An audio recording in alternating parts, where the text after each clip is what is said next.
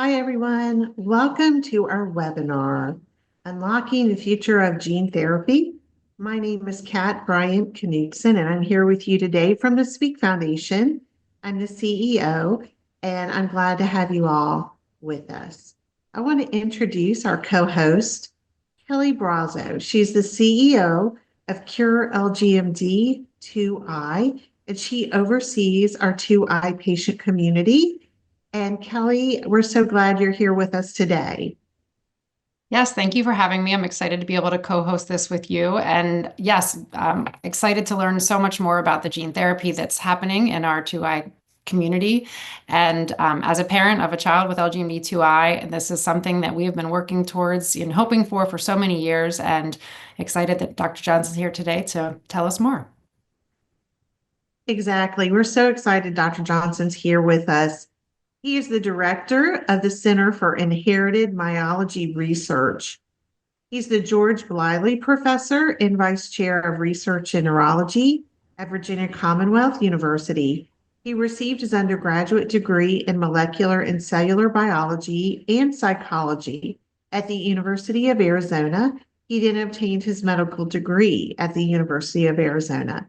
He completed his neurology residency and combined fellowship in neuromuscular medicine and experimental therapeutics at the University of Rochester. He leads the GRASP LGMD Consortium, which focuses on developing clinical outcomes and biomarkers in the limb-girdle muscular dystrophies. And he also leads the Myotonic Dystrophy Clinical Research Network, which focuses on developing clinical outcomes and biomarkers in the myotonic dystrophies. Dr. Johnson, thank you so much for being with us, and we're excited to hear from you today. Thanks for that kind introduction. It's my pleasure to be here as well, in talking about unlocking the future of gene therapy. So these are my disclosures. So I think I like to kind of start from the big bucket here, which is that, the limb-girdle muscular dystrophies and other muscular dystrophies really represent a constellation of multiple overlapping symptoms with a number of different genetic mutations. So here is kind of this green circle with the different LGMDs, but you can see there's overlap with other forms of muscular dystrophy.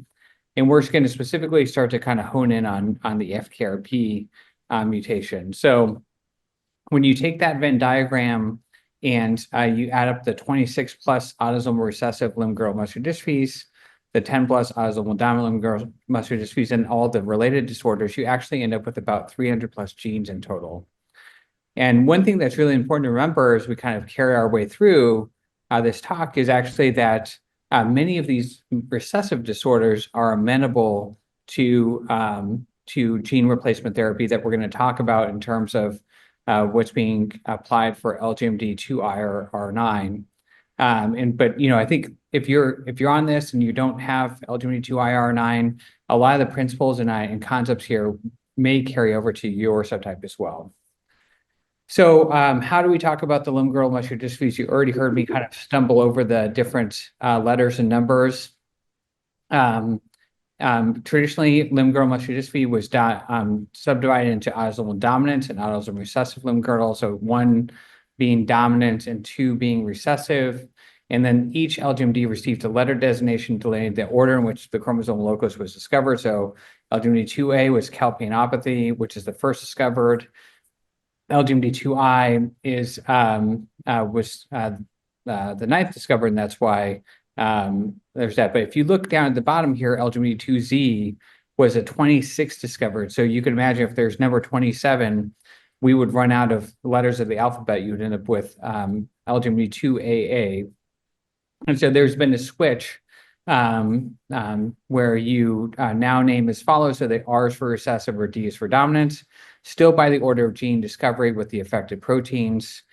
So here you can see in this example, LGMD2A is now LGMD1 calpain-3 related. So you'll hear, and it's in the slides as well, LGMD2I, LGMD9, FKRP, these are all the same disorder. That's the important piece. And you may hear, patients and clinicians talk about these using various different subtypes. because it remains kind of complicated and frankly, the new system has not been well adopted. So LGMD2I or R9 is a rare and progressive disease. There are estimated less than 5,000 people living with LGMD2I or R9 in the United States. It does affect men and women equally, and most individuals living with LGMD2I or R9 start showing symptoms between 10 and 20 years old. Unfortunately, as I just stepped away from my clinic, the current treatment is really focused on managing symptoms. So there's really currently no available treatments that can fix the underlying cause of the disorder. And so if you kind of looked at this in a picture form, you can see that really typically with LGMD2I, you end up with initial hip and thigh weakness that then spreads to lower legs and feet. That lower leg weakness can cause difficulty handling physical activities due to pain, stiffening, and cramps. The heart may be affected, and individuals may have difficulty breathing with sleep apnea and difficulty speaking or swallowing. And unfortunately, this is a slowly progressive condition. I mean, I think in some ways, fortunately, it is slowly progressive, but unfortunately, the fact that it is progressive nonetheless. So this is don't pay attention to this pictorial graph, but you should basically know that this is kind of what causes the problem with LGMD2I or R9 is a loss of this particular enzyme here, FKRP. And so when you lose that enzyme, there's a series of sugars that go on the end of your dystoglycan protein here. And without that enzyme to add those sugars on, that protein is not formed properly, and it makes the muscles weak when they're contracted. I just put the slide up here because it's a reminder to all of us that even though FKRP is one of the subtypes of limb-girdle muscular dystrophy, you can also have limb-girdle muscular dystrophy from loss of function of ISPD, fucotin, some of these other enzymes over here. So really, this is a very important set of enzymes that are responsible for the health of our muscle. And if you lose one of those enzymes, that can cause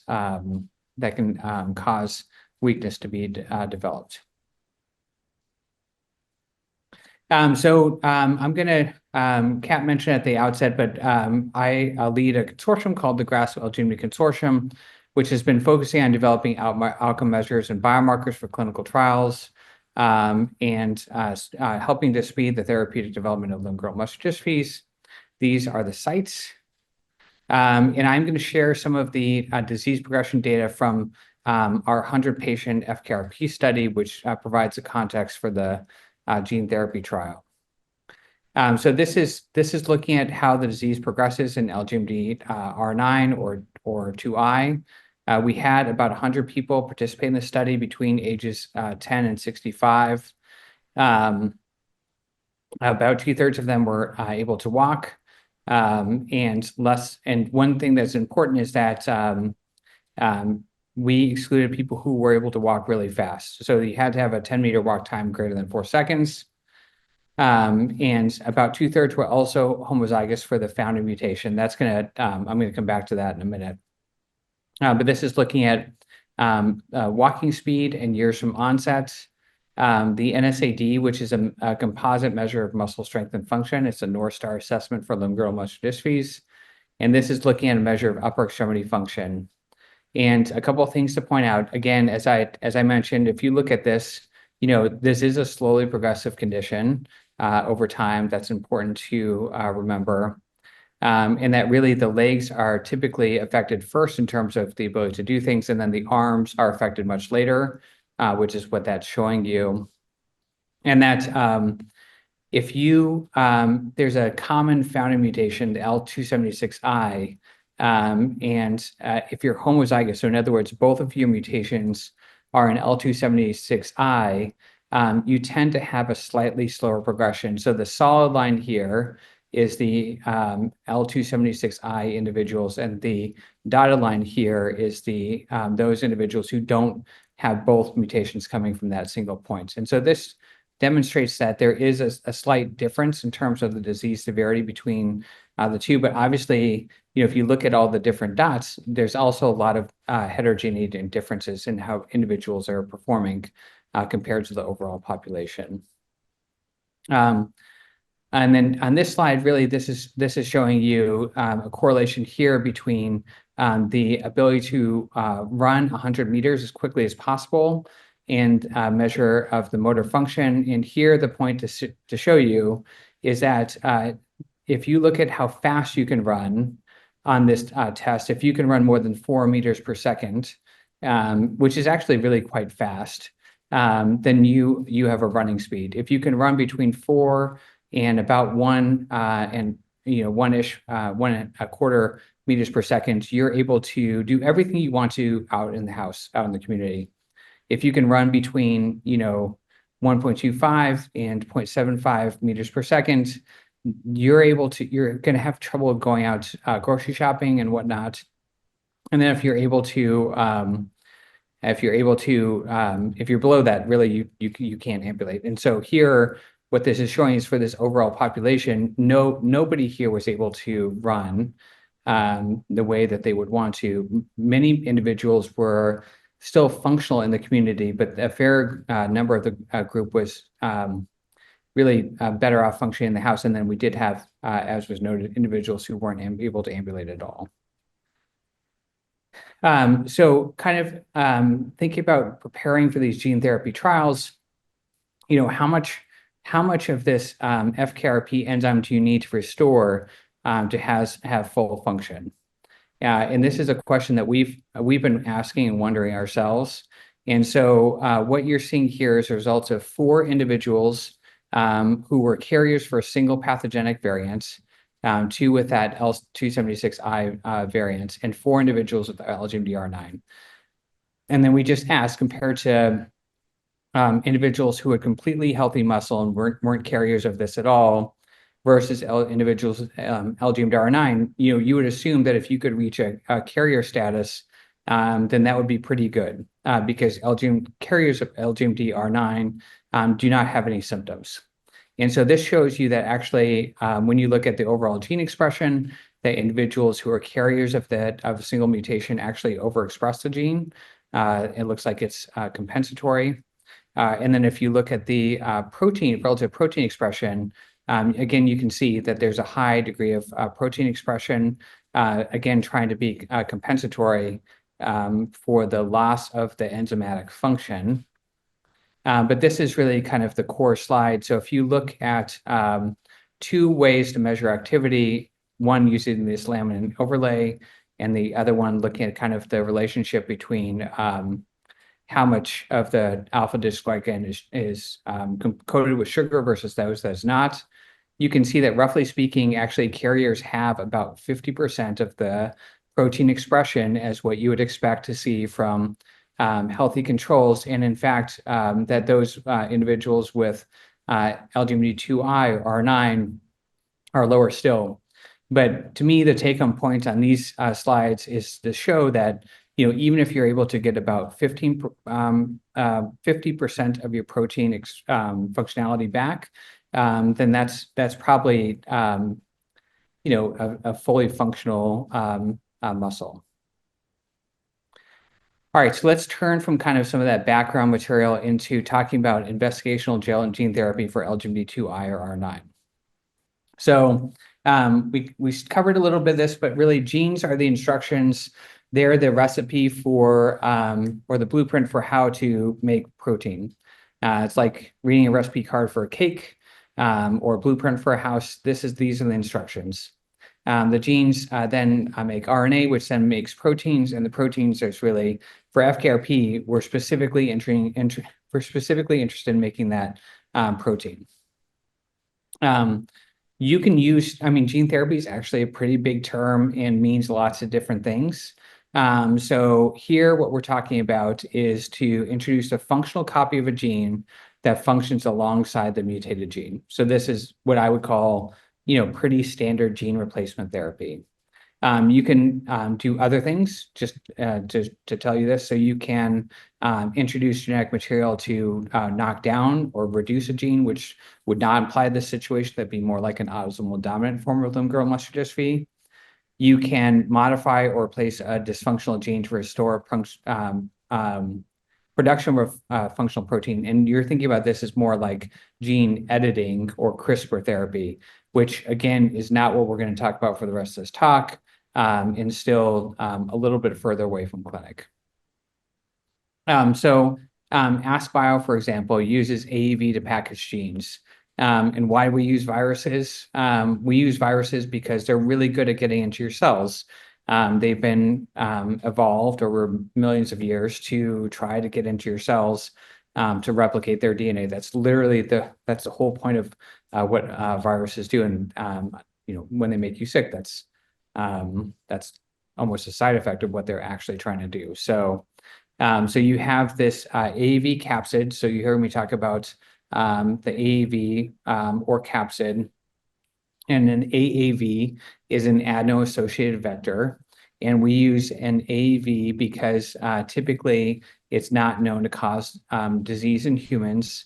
And the particular AAV that is used is specifically selected because it goes into your muscles pretty well. So there's multiple different AAV versions. Some would go into the brain better, or some would go into the heart better. This one is being selected because we know it goes into the muscle. So then once you have your AAV capsid, you have your gene of interest that you're putting in, and then you send it into the body. So really, one way of thinking about it is that the AAV is like an envelope for gene delivery into the cells. And this is a nice picture graph of kind of showing you, walking you or summarizing essentially what I just went through, which is that you have this letter, which is the DNA to make the FKRP enzyme. That's then put in this packet or envelope, which is AAV capsid. And then it's packaged together and manufactured in a very systematic and careful way. And that package is the gene therapy. And then the delivery truck here is this little IV here, which is gene therapy is currently delivered by an intravenous infusion. If you ever had that in the hospital, it looks the same as any other intravenous infusion you've ever had. It is, however, a one-time dosing. And the reason why that is because we use these because they don't cause disease, and most people have not been previously exposed to the particular viruses that are chosen.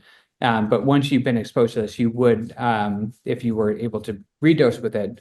Right now, we think that you'd have an immune reaction to it. And then you kind of end up, you open the envelope and you read the DNA, the letter that was provided, and then the point is that then makes the protein that you're interested in. So, this envelope, or excuse me, this letter, is shown here kind of sitting outside. It does not go into the actual genetic material. It sits outside and makes the protein kind of side by side. So if you ever had like shingles and you think about how that virus remains in your body, you're able to make new proteins, basically. It's kind of the same idea. Importantly, just because you had gene therapy, you still have that underlying mutation. It's just that in your cells, you've been able to replace it. But for example, if you, that wouldn't necessarily be passed down to your kids. Here I'm talking about AB1003, which is an investigational gene therapy treatment for LGMD2I or R9. It is a investigational gene therapy designed to restore FKRP enzyme activity from inside the muscle cells. It is currently in clinical trials. It's not been approved by any regulatory authorities. And the reason why we do those clinical trials is to check to make sure it's safe and see how well it works. However, in preclinical models, so like in mice that had limb-girdle 2I, There they were able to show very nicely that it did restore the normal FKRP protein function on the muscle. I think, yeah, right now, this is at the bottom there, that's the actual clinical trial name, Lion CS101. They're seeking treatment for LGMD2I, both in adult and pediatric populations. And the nice thing about gene therapies is that, because, I think the FDA perceives that they have a good understanding of the general safety profile of gene therapies like this one. There's a lot of ability for the company to move quickly through the clinical trial process. So this is a little bit more details about the actual study. You can go on clinicaltrials.gov. You can either search LGMD2I, you can search AskBio, you can search Lion, or if you were paying attention, you can put all those letters and numbers in there and search using that as well. You'll end up at the same place with a little bit of a more summary about this particular clinical trial. So here are some of the key current inclusion criteria. So right now, because the first step in evaluating any drug, including gene therapy, is assessing the safety of that molecule. The first bit of the trial is being done in individuals who are adults from 18 to 65 years old. I think it makes sense they have to have a genetic diagnosis of LGMD2I or R9. And the very first bit of the trial is in those who are homozygous for that FKRP gene mutation. There's a few, you have to be a certain kind of functional ability. So you have to be able to walk up 4 stairs between 2.5 and 10 seconds. And you have to be able to walk or run 10 meters in less than 30 seconds. So what that's really telling you is that these are people who, are not using the wheelchair, around the house and may have a little bit of weakness, but can't be fully strong. And then, again, because this is a safety trial, really looking for individuals who do not have significant heart problems or chronic liver disease, because one of the safety concerns may be liver toxicity. And generally speaking, looking for people without other medical problems that would really prevent them from receiving this particular therapy. And then the last point, which is kind of a vexing one, but unfortunately there's not much you can do about it, is to make sure that that there's a negative neutralizing antibody test. So this is whether or not you have circulating antibodies in your blood for this particular virus. There's different numbers you can use, but most people would tell you between 10 to 15% of the population does have those antibodies that are circulating around at any one time. There's no reason why you would ever know that, because typically if you've been exposed to AAV9, you would not have been seriously ill, and nobody would check this. So this is the study schedule. It's so basically somebody would be enrolled. They would either receive the gene therapy or the placebo that's done in the hospital. You stay overnight and enjoy our lovely hospital food. And then you have about 14 study visits during the first year of treatment. Oops. You have, some of these things would make sense to you. Your physical exam looks the same as what you do if you see your neurologist. There is a muscle biopsy before the gene therapy and afterwards. That's actually a pretty important step, because you want to show whether or not the protein's been restored and if it's functional. There's some physical assessments, a lot of the stuff that you were looking at before, like a 10-meter walk run or North Star. And then there's a whole bunch of kind of other tests. So tests of how well you're breathing, blood tests to make sure that the gene therapy is being well tolerated, cardiac MRI to assess for changes there, a lower extremity MRI to see whether or not the muscle has been, the fat in the muscle has been replaced, and echo, and then of course, quality of life questionnaires. It is a FDA mandate that for somebody receiving gene therapy, that they're followed actually for up to 5 years. And so you can see once you get past that first year, which is really, is the drug, generally safe and well tolerated? Does the drug have any sign of efficacy? Most of that stuff is going to happen in that first year of life or first year. And then, from 2 years, 2 to 5, it's a long-term follow-up visit. So, as I mentioned multiple times, the main goal of this is to really evaluate the safety and efficacy of the drug, which you can see there. There are some secondary endpoints, looking at muscle function, biomarkers, quality of life, and then, more exploratory, testing the immune response, looking at whether or not it improves muscle function and strength, pulmonary function, and then cardiac function. So where are we at now? Well, the current study status is that the first cohort has been completely enrolled, which is great. And the DSMB, which is the kind of safety and data board that oversees, is an independent reviewer of the study, reviewed all the information in cohort 1 and deemed it was safe to move forward with cohort 2. And cohort 2 has actually been started. The first patient's been dosed and enrollment is ongoing. So if you are interested in doing this study, you can go to the clinical trials website and email one of the sites, because there should be contact information there. You can also use this My Tomorrow's vendor, which helps connect you to clinical sites that may be close to you. So there's a QR code that you can scan there should you choose to. Lastly, many thanks to AskBio for sponsoring this talk and letting me talk a little bit more about their gene therapy program, but also a big thanks to our center here at VCU.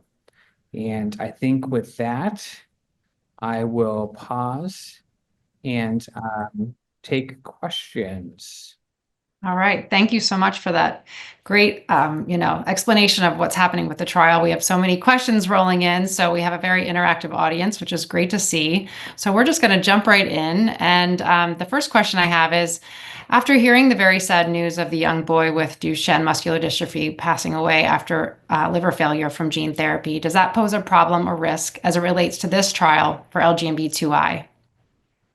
Yeah, I mean, I think I was sad to hear that as well. I do think that gene therapy as a whole does carry some risk involved with it. It's a serious treatment. The AAVs that are chosen because they go to the skeletal muscle, but they may also go to the liver, for example. And for the boy with Duchenne, that was ultimately the cause of death is acute liver failure. And so, a couple thoughts about that. You'll see in the inclusion-exclusion criteria, that here we're looking for people who don't have liver disease. We're looking for people who are really pretty healthy, other than the limb-girdle muscular dystrophy, and able to tolerate,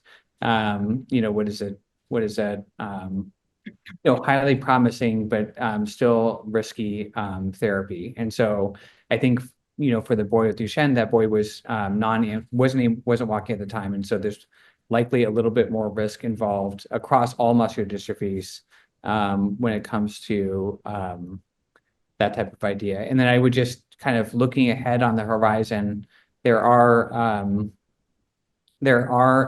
other scientists out there who are continuing to work on developing new vectors, new viruses that de-target the liver and do a better job going to the muscles. So I think that's something to look forward to in the future across all muscular dystrophies. This is not just related to LGMD2I or Duchenne. This is applicable to any type of gene therapy program. Thank you. That's a tough question. So we started off strong here, but moving on, the next question we have is, if you are dosed with this AskBio gene therapy and a next generation gene therapy comes along in the next few years, would you also be able to get that? Yeah, I think right now it's hard to know for sure, but the information we have in 2025 would say probably not. We think that once you've received a gene therapy, as I kind of mentioned, you probably do at that point develop an antibody response, and receiving gene therapy in the future would be quite risky.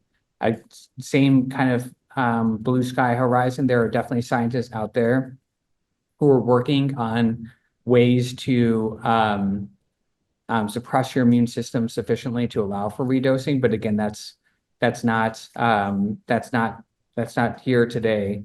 And I would say for even though these are slightly different gene therapies, since they were kind of originally developed off of the parents' AAVs, there's a pretty good likelihood that they will have some cross-reactivity. But again, you won't know for sure until you try. For people out there thinking about it, I would say if I thought I was getting gene therapy, I would think this is the one I'm going to get. I wouldn't be thinking I'm going to do this other one later. That's helpful. Another question, if you are in the AskBio trial and you do get the placebo, how soon do you have to wait, or when will you get the crossover treatment? Yeah, so the goal is to complete for those individuals who received the placebo, then they would receive the actual gene therapy if they continue to be eligible to do so after the enrollment of cohorts 1 and 2. Okay. Got it.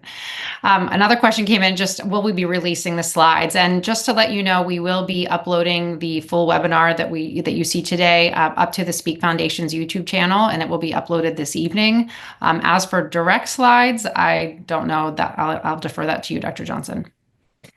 I would be happy to share the slides, and we would have to ask AskBio about sharing their slides, but they'll be posted on YouTube, so you could just kind of scroll through and get the information you needed. Perfect. And what percentage of the population has been potentially already exposed to the AAV? Yeah, I think that's, another great question. People haven't done a very good study, and the only reason I hesitate is because, a lot of the early work that was done with this was done in kids. And it would make sense to you that if you're like 40, you've got a higher percentage of receiving or have been exposed to viruses than if you were 5. And so, typically people quote numbers of, like I said, of about 10 to 15% of the total population, but there may be some caveats there. I think the younger you are, the less likely probably that you've been exposed to it. The older you are, unfortunately, the more likely that you've been exposed to it over time. Sure, that makes sense. So it looks like we have some international attendees. There's a question here that says, can EU or UK citizens participate if they can enter the US on their own visa? So yeah, our site and others does take international patients as long as you have the visa. The main thing it's been brought up a couple times, but really, there's a pretty important window where you would want to be around the site for about the first 2 to 3 months, because that's really, if there's going to be a significant side effect, that would be when you would be anticipating it. So we don't want you to, we don't want to lose track of you. And so, we at our site, we would typically ask people to stick around for, like I said, 2 to 3 months. Other sites are slightly different, but certainly international attendees are welcome to enroll in the study. That's great to hear. How about patients that are on ribose or ribitol? Would they also be eligible for this study? So being on ribose or ribitol is not a contraindication for enrolling in the AskBio clinical trial. Okay. And what about patients that are non-ambulant and as such not eligible to participate? What can they hope for? Yeah, I think the slides I showed were really related to the very first trial.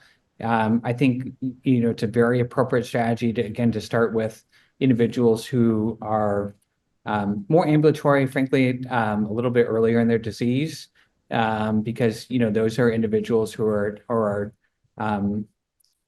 the lowest risk to treat with gene therapy, and so that's really where the trial starts. It is my expectation that additional cohorts are opened that include heterozygous patients, non-ambulatory patients in the future. I think there's really, we've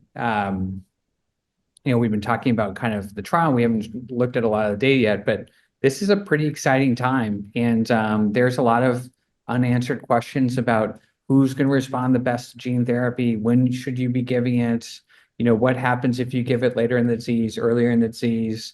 And I would expect the company and the investigators to try to seek answers to those questions. So I do expect that, as the trial progresses, more cohorts are open that allow for, again, non-ambulatory heterozygous patients. Now, you all can help because, the study only enrolls at the speed at which participants are enrolled. So if it's like 6 months before somebody else is enrolled, which is not going to happen, then it'll be a long time before we get to non-ambulatory participants. So enrolling and getting into the study and getting it moving through both ensures that we get the data to see whether or not this drug is working and allows for additional patient groups to those cohorts to open up.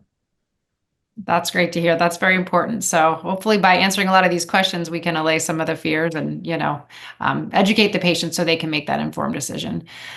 Here's another question. You had talked about earlier in the slides about a muscle biopsy being important to understand, if it's an effective treatment. So the question is, are they open up biopsies or needle biopsies? And can you talk about the differences as they relate to patient burden?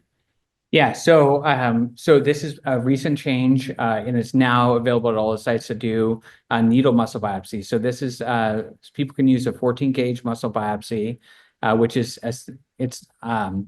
I'm possibly overstating it to say it's similar to a blood draw, but it is a needle. It's not an incision necessarily that's made into the skin. So I think from a participant burn, it's a lot less significant. I'm sorry to those individuals who were enrolled early and had the open biopsy, but I think there's important information to be gained from that as well. But the new participants will have the needle biopsy, which again, like I said, is a much easier procedure. It's easier to tolerate. Frankly, it's easier for us to perform as well. So. That's wonderful. I know our patients will be excited to hear that. And to your point, thank you for those first few patients that did endure the open muscle biopsy so that we could get this trial up and running. And, you've sort of paved the way for the rest of the enrollees to only have to have a needle biopsy. So that's very wonderful. Another question is, are these trials expected to fully cure the patient, or will their muscle go back to a sort of baseline after X amount of years? Yeah, so there's two answers to that. I think the first piece of that information is how effective is a virus that's used at getting the genetic material into the muscles. And it worked really well in mice, but mice are not humans.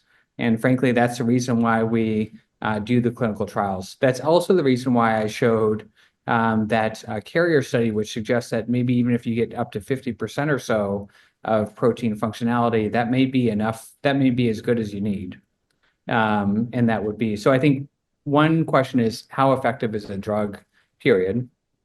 And then the second piece of that, which is equally important, is that we do know that at a certain point in time, muscles are unable to recover their function. They get replaced by fat and scar tissue. And when too much of the muscle is replaced by fat and scar tissue, that makes it difficult for that muscle to gain strength anymore. And, obviously the number of muscles and the percent of fat replacement is quite variable and quite different across an individual's disease course. And so that muscle MRI, there's been work that's been done by the group at the University of Florida trying to figure out what's the minimum threshold for fat replacement, at which point the muscle essentially is not able to unfortunately gain function. And it's a little bit different for different muscles. Like, for example, if you were kind of picturing in your mind, if you get a lot of fat replacement in your bicep muscle, then picking up a gallon of milk is really hard. But if you go on your computer and you Google a soleus muscle and trying to figure out what that muscle does, it doesn't do anything. So you can get a lot of fat replaced in that muscle and you would not notice it whatsoever. So I do think, there's some nuance to that question.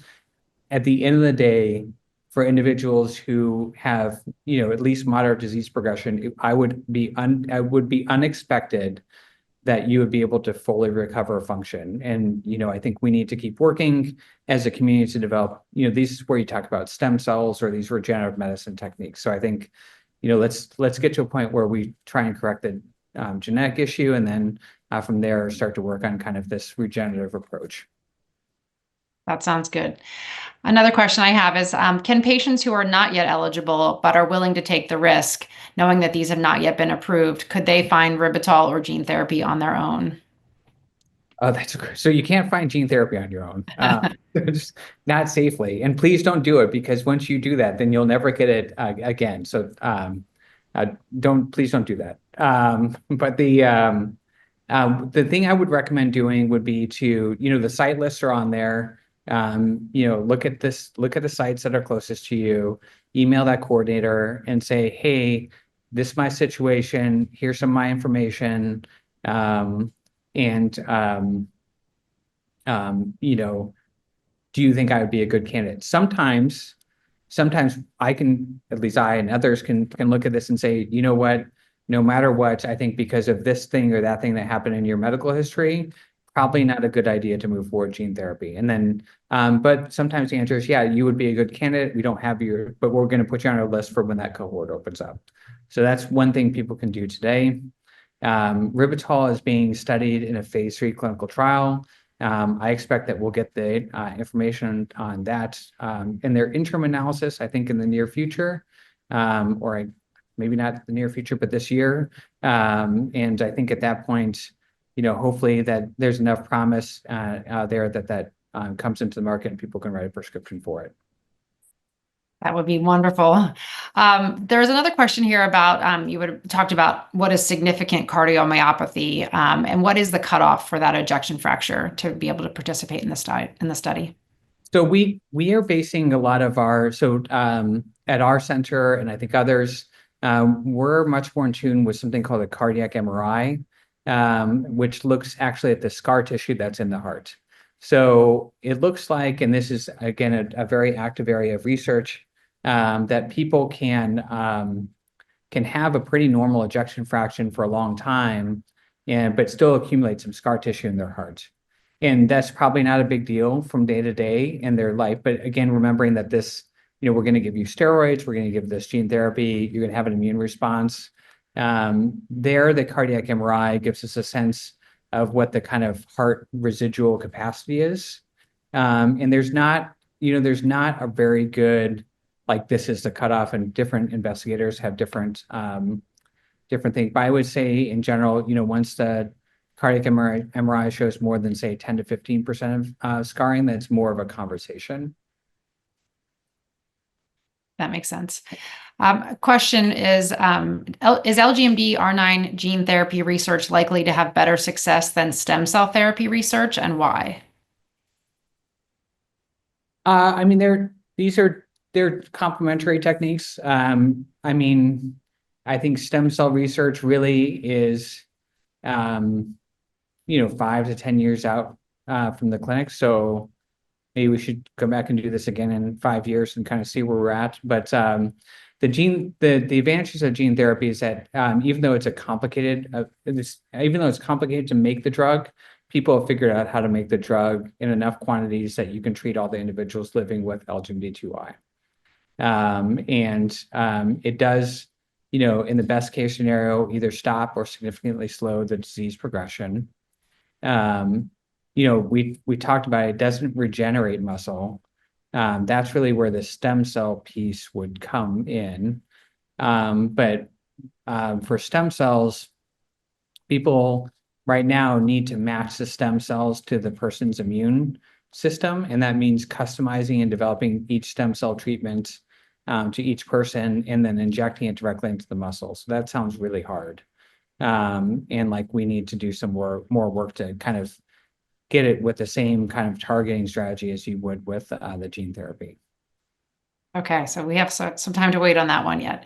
On March 7th, AskBio released a press release that dosing in the second cohort was dosed. When was that patient dosed, and when will the first cohort be unblinded? So I don't actually know. I know it's been dosed, and I want to say that actually it was late in February. that the first patient was dosed. And I would say that when companies unblind their study results is always a bit of a sponsor question. That's not something that I have a lot of visibility into. I would expect that the ability to receive the drug, so in other words, if you were in the placebo, you would have the ability to receive the active drug before the cohort was unblinded. Okay. So in other words, no, everyone who would still be eligible would end up getting the drug no matter what, before they knew whether or not they got placebo at the first go round. Okay, that makes sense. That is my personal opinion.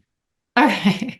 Another cardiac related question, is taking a beta blocker exclusionary? No, I didn't think. So that's a standard of care that's standard of care. That's the easy question. we love those. I passed all criteria and failed out because I had antibodies against the AAV vector. Will there be a new vector for gene therapy in the works? And thank you so much for all the info. This person said, we kind of already covered this, but. Yeah, I mean, I think, so I do think these neutralizing antibody titers can change over time. So it's worth getting checked. They don't change week to week, but like, annually to semi-annually. There can be some differences in how they're, there's some technicalities around how it's measured, but you can always get it rechecked. It's worth doing that. There are, as I kind of mentioned, scientists who are working on second generation gene therapies. And, again, it's a very open question, but you should assume that just because you had an antibody to the original AAV, that you would not have antibodies to second generation AAVs. And the last point I'll say is that in clinical practice, people have been working on dosing people who have high antibody titers. It's more complicated, but once it gets into clinic, there's another avenue there as well. Okay. Is creatine kinase lowered to a level like in healthy beings if they participate in this trial? Yeah, I think that's a hard question to answer because when we give prednisone, your CK lowers as well.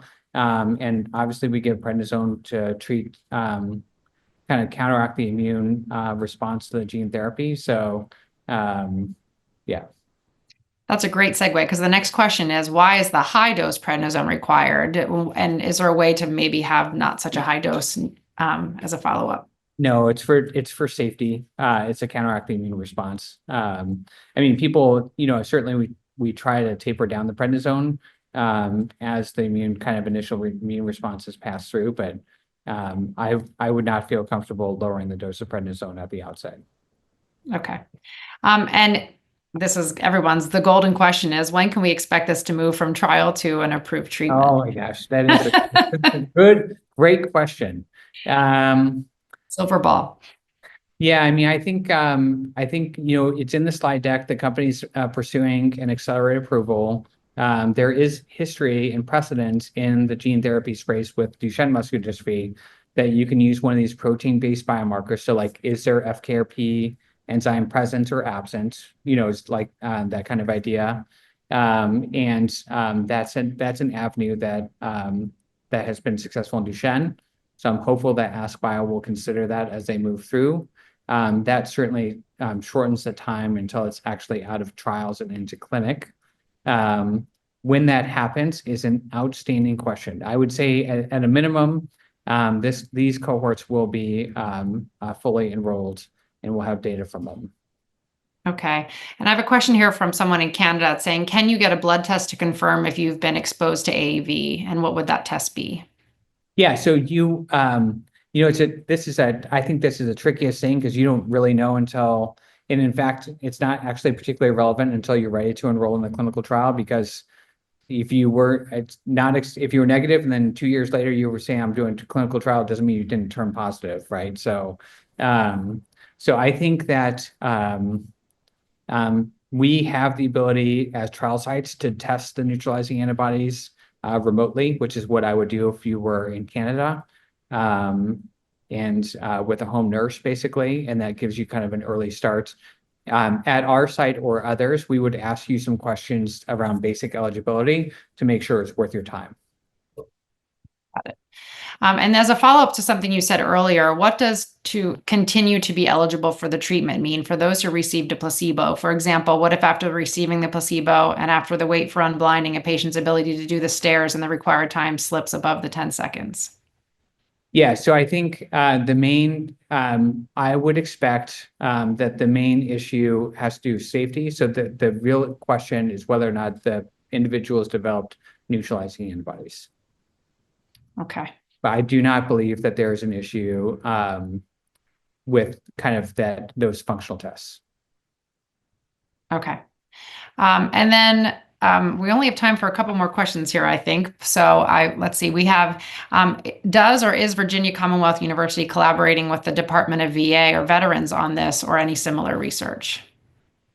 Good question. No, we have not traditionally, not that we don't have a VA, but that's an interesting idea. Yeah, sure. And what would be the estimated time frame to hit the UK or the EU if the treatment is successful, just roughly, of course? So I am aware that as the trial continues to expand, that I would suspect that there will be trial sites in the Europe or UK in the future. I know that that's a reasonable possibility. Once it's an approved drug, that is a very hard question to answer in country specific, and it has to do with kind of the efficacy, like how effective was the drug, how much they charge for the drug. I think that's something that we'll have to work on as a community as it gets a little closer. Okay. And where is the muscle biopsy done? In the arm or the leg or somewhere else? The leg. Okay. That was an easy one too. We have to give easy ones now and again, Dr. Johnson. Here's not an easy one. Is there a role that AI can play in building an array of human tissue? Yeah, that's a good question. We do use AI. I showed you some of the data from like how to pick which patients are most likely to respond to the therapy.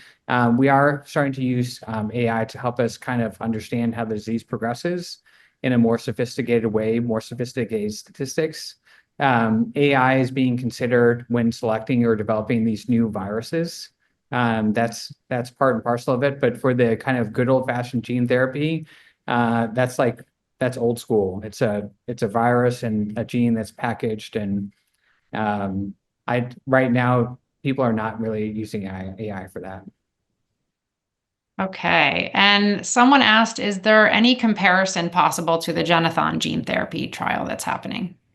There will be. So I would expect that there will be. There's only so many ways to measure muscle function and the functionality of the FKRP enzyme. So I do expect that the ways that people report the data will likely look a little bit different.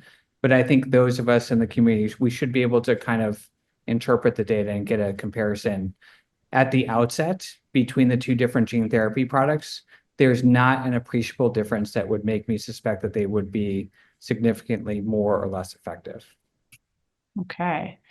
And some of these are similar to ones we already asked. So I think, and we have a few more minutes here.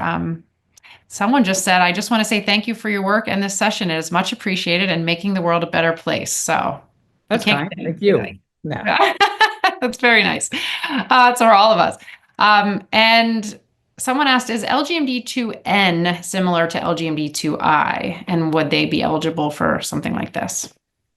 LGMD, so out of the limb-girdle muscular dystrophies, about 20 of them are eligible, would be amenable to some sort of a very similar gene therapy approach.